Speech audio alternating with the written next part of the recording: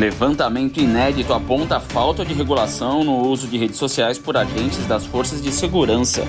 O estudo Policiais e Influenciadores, divulgado nesta semana pelo Instituto Sou da Paz, aponta que 38 das 56 corporações policiais estudadas têm algum tipo de regulação sobre o uso de redes sociais. No entanto, de acordo com o Instituto, entre as normas existentes, algumas são muito frágeis ou não trazem mecanismos de responsabilização. Além disso, algumas corporações não possuem qualquer norma específica sobre o tema, como as polícias civis do Acre, Rio de Janeiro, Minas Gerais, Roraima, Amapá e Tocantins, e as polícias militares do Amazonas, Ceará, Rio Grande do Norte e Sergipe. Os dados das PMs do Mato Grosso e Piauí não puderam ser acessados, nem por lei de acesso à informação, nem por outras fontes. O Instituto Sou da Paz também identificou uma tendência: policiais populares nas redes sociais pela divulgação informal de ocorrências, confrontos armados, transgressões disciplinares e algumas vezes com apologia à violência ou discurso de ódio. O relatório cita, entre outros casos, o de um militar com quase 1,5 milhão de seguidores no Instagram que cumpriu 30 dias de prisão após declarações sobre violência extralegal no YouTube. Outro delegado gastava mais de R$14 mil por mês com equipes de filmagem, um valor maior que o próprio salário. As despesas eram viabilizadas pelos lucros do canal, que chegava a R$500 mil por ano. Para o Instituto Sou da Paz, o fenômeno tem reflexo também nas eleições. Os deputados federais vindos das forças de segurança saltaram de 4 em 2010 para 42 em 2018. De acordo com o Instituto de Estudos Socioeconômicos, em 2022 foram pelo menos 84 eleitos com termos militares ou das forças de segurança. Diante do uso da imagem corporativa para fins pessoais, o Instituto Sou da Paz recomenda que as corporações proíbam o uso de fardas, brasões e armas e que as normas sejam tecnicamente claras e rígidas. Da Rádio Nacional em São Luís, Gabriel Correa. Mais de 2 milhões de doses da vacina contra a Covid foram enviadas pelo Ministério da Saúde aos estados e ao Distrito Federal nesta quinta-feira. Com essa remessa, o governo federal enviou mais de 6 milhões de doses para todo o país este ano. As vacinas ofertadas via SUS são atualizadas contra as cepas em circulação e são recomendadas de forma prioritária para grupos considerados mais vulneráveis. Até março, segundo o Ministério da Saúde, foram aplicadas 2 milhões de doses no Brasil. O esquema de vacinação contra a Covid é indicado para idosos a partir de 60 anos, mulheres grávidas, crianças de 6 a menores de 5 anos e pessoas imunocomprometidas. A estratégia de vacinação também contempla outros grupos, como trabalhadores da saúde, pessoas com comorbidades, com deficiência permanente, povos indígenas, comunidades quilombolas e ribeirinhas, população privada de liberdade, pessoas em situação de rua e trabalhadores dos Correios. Para saber se pode receber a vacina, basta procurar uma unidade de saúde para verificar a situação vacinal e manter a imunização em dia. Até o começo de abril, o Brasil registrou mais de 62 mil casos de síndrome gripal por Covid.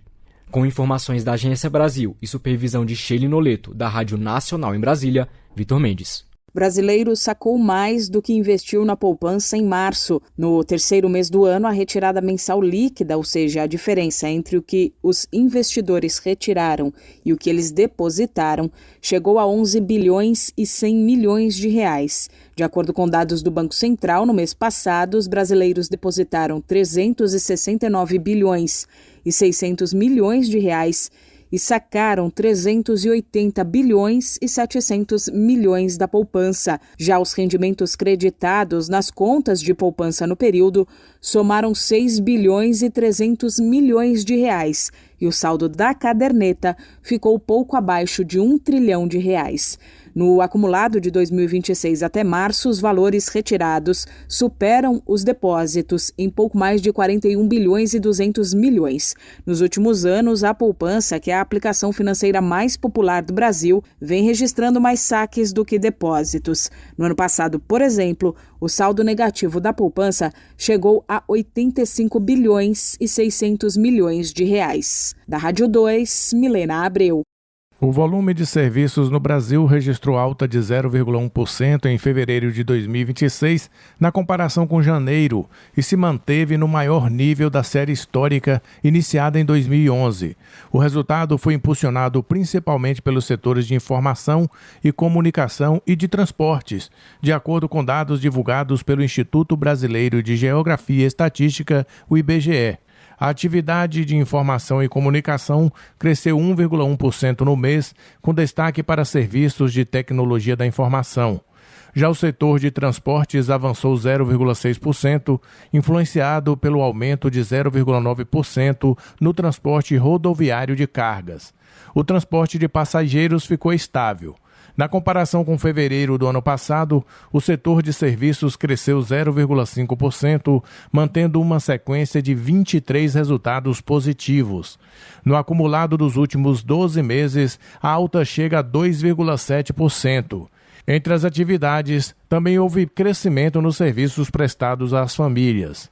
Regionalmente, 13 estados apresentaram expansão no setor, com destaque para Bahia, Rio de Janeiro e Rio Grande do Sul. O turismo recuou em fevereiro, mas o segmento ainda segue acima do nível pré-pandemia. Da agência Rádio Gov em Brasília, Claudimário Carvalho. Reúna os amigos e a família e vá ao Bona Pizza. O funcionamento é de segunda a segunda até às 10 da noite. Localizado na praça de alimentação do Friburgo Shopping, o Bona Pizza oferece pizzas doces e salgadas, lanches rápidos, sucos e refrigerantes. Bona Pizza do Shopping da Praça. Telefone com WhatsApp 2523 3025. 2523 3025.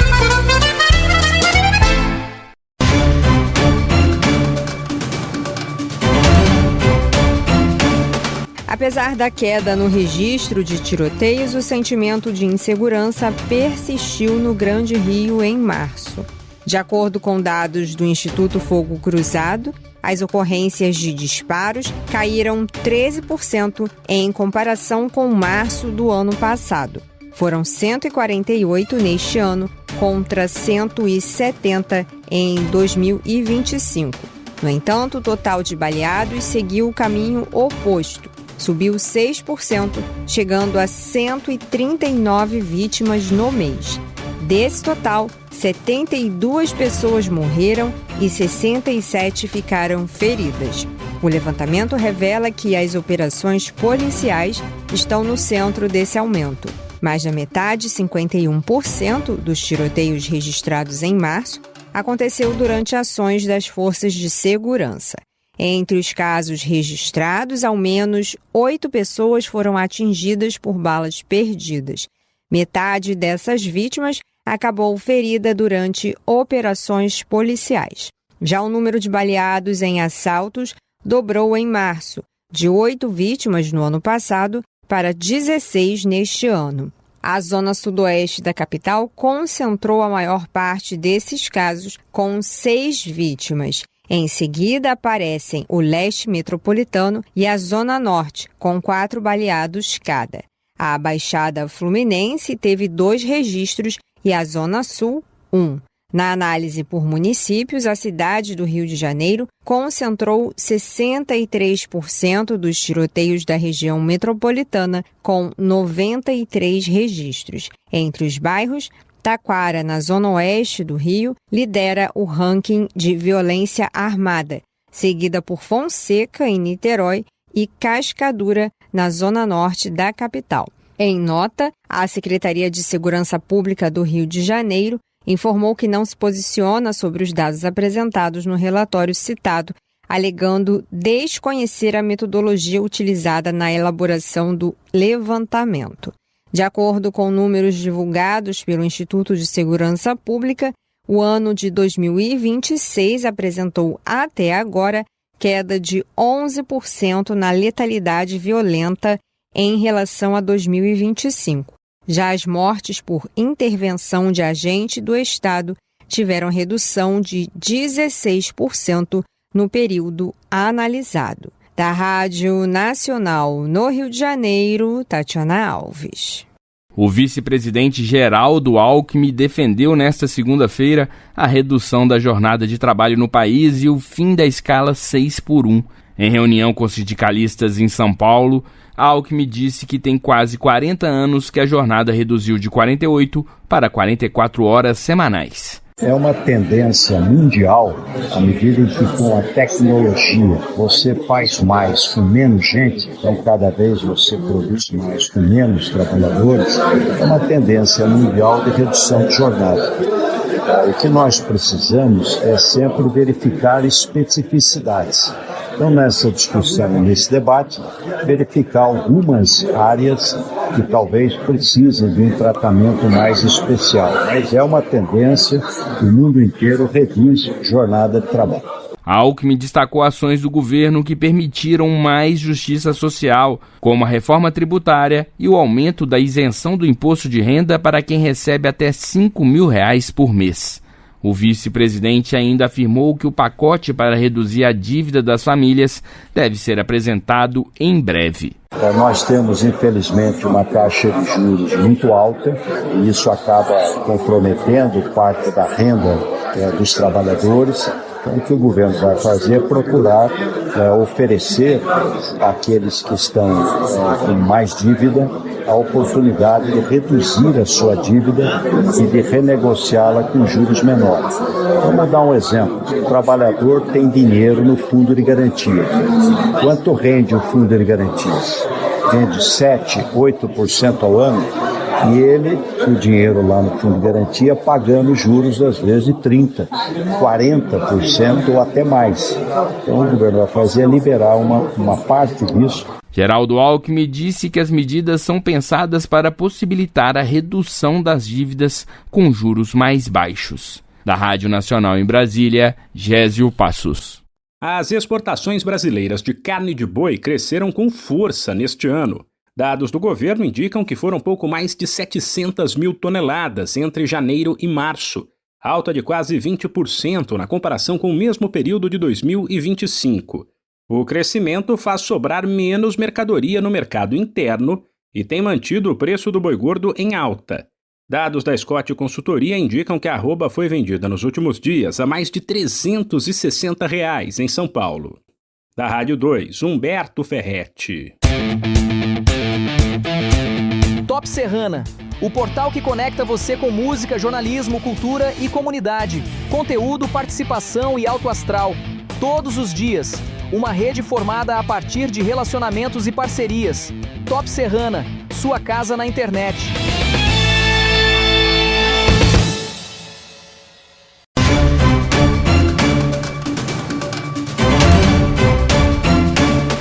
O Sistema Único de Saúde, o SUS, passa a contar agora com novas regras para prevenção e controle do câncer. A medida foi sancionada pelo presidente Luiz Inácio Lula da Silva e pelo ministro da Saúde, Alexandre Padilha, na sexta-feira, dia 10, em São Paulo, e busca ampliar o acesso a tratamentos, vacinas e testes diagnósticos na rede pública. Na prática, o novo marco fortalece a pesquisa, a produção nacional e a oferta de tecnologias voltadas ao tratamento oncológico. A proposta também prevê maior integração entre instituições e incentivo à inovação, com foco no atendimento universal e na ampliação do acesso aos serviços.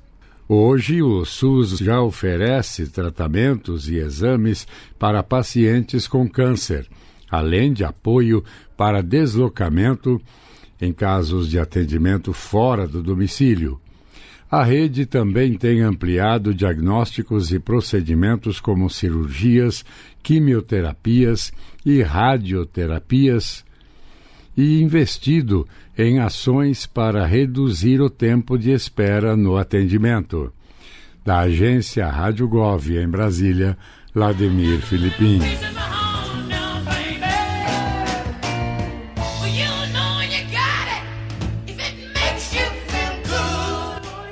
Ícone da contracultura hippie e dona de uma das maiores vozes do rock, Janis Joplin é homenageada em uma exposição que começou nesta quinta-feira no Museu da Imagem e do Som, em São Paulo. São mais de 300 itens originais da cantora e compositora estadunidense, entre cartas, fotografias, figurinos e discos. Janis Joplin teria completado 83 anos em janeiro. Ela morreu em outubro de 1970, aos 27 anos, e se consagrou como uma das grandes vozes do rock além de ter uma presença de palco eletrizante. Na mostra, o público pode ver fotos, livros e discos de músicos de blues que influenciaram a artista, além de cartas, desenhos criados por ela, acessórios e roupas, objetos que estavam guardados desde a morte da cantora e são exibidos pela primeira vez.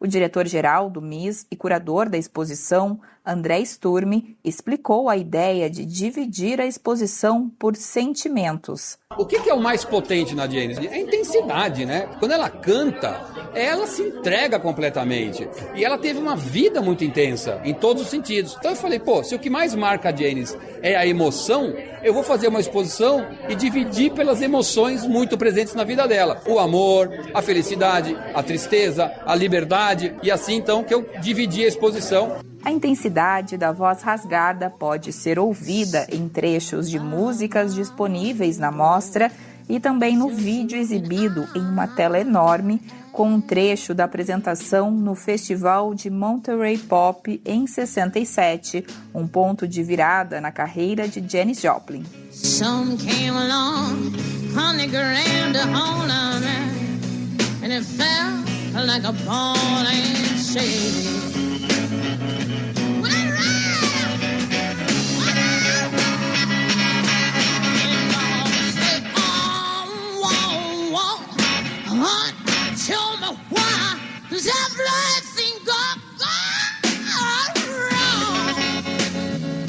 Uma das salas é dedicada à vinda de Janis ao Brasil. Em fevereiro de 1970, meses antes de morrer, ela desembarcou no Rio de Janeiro em pleno carnaval, conheceu Alcione e Serguei, deu canjas em boates e foi fotografada nas praias cariocas.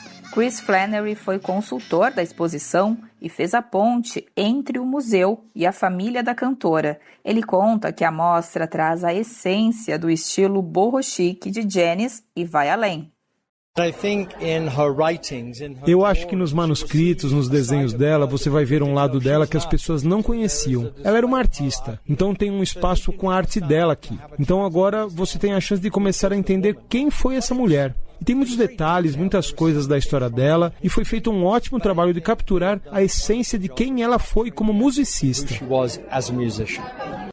Entre os anos de 1966 e 1970, Janis Joplin gravou 4 discos, 2 como vocalista da banda Big Brother and the Holding Company e 2 em carreira solo. O último deles, Pearl, foi lançado em janeiro de 1971, 3 meses depois da morte da cantora. Janis Joplin foi livre à sua própria maneira e, além da importância na música, também representou um símbolo de liberdade para as mulheres ao não se encaixar em papéis sociais estabelecidos. A exposição Janis fica em cartaz no MIS até o mês de julho e os ingressos podem ser comprados no site do museu. Às terças-feiras, a entrada é gratuita. Da Rádio Nacional em São Paulo, Sara Kines. O abate de frangos cresceu 3,1% no país em 2025. Os dados são do IBGE. Foram 6.690 mil cabeças, volume considerado recorde. Destaque para o Paraná, que respondeu sozinho por 34% da produção nacional, seguido por Santa Catarina, Rio Grande do Sul e São Paulo. Da Rádio 2, Humberto Ferretti. Choperia e restaurante Chapa Quente. Mais que um lugar para comer, um espaço para viver bons momentos. Na praça de alimentação do Friburgo Shopping, de segunda a segunda, o sabor ganha destaque. Petiscos preparados com carinho, pratos à la carte feitos na hora, comida quilo com qualidade e o chopp sempre gelado. Entrega em domicílio e atendimento para empresas. WhatsApp 229 9820 5534. Chapa Quente. Tradição, sabor e convivência à mesa.